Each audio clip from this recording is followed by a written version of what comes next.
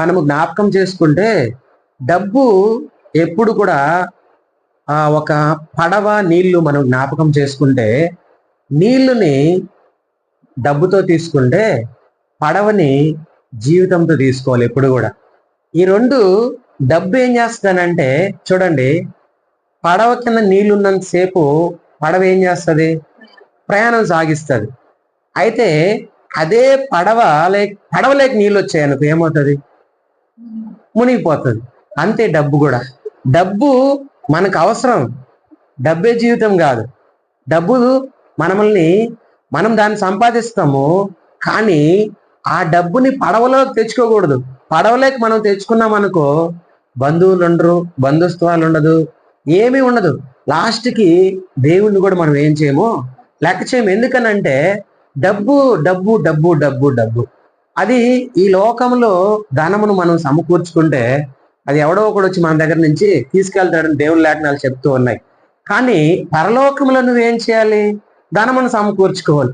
పరలోకంలో ధనమును నువ్వు సమకూర్చుకోవాలంటే ఎవరు నువ్వు తెలుసుకోవాలి? యేసుని తెలుసుకోవాలి, యేసునందు జీవించాలి. ఆయన యందు నువ్వు ఉంటే నీకు శిక్ష విధి లేదంటూ ఉన్నాడు.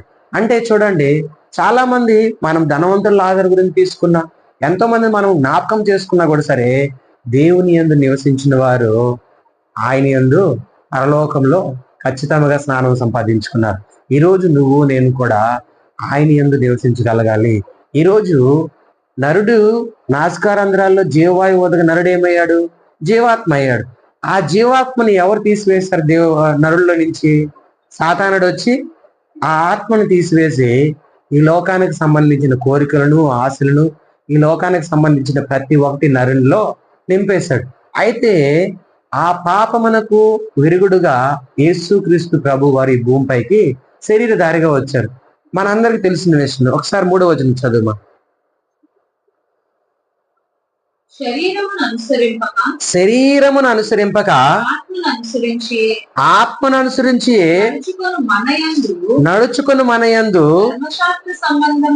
ధర్మశాస్త్ర సంబంధమైన నీతి విధి నెరవేర్చబడవలని పాప పరిహారము నిమిత్తము దేవుడు తన సొంత కుమారుని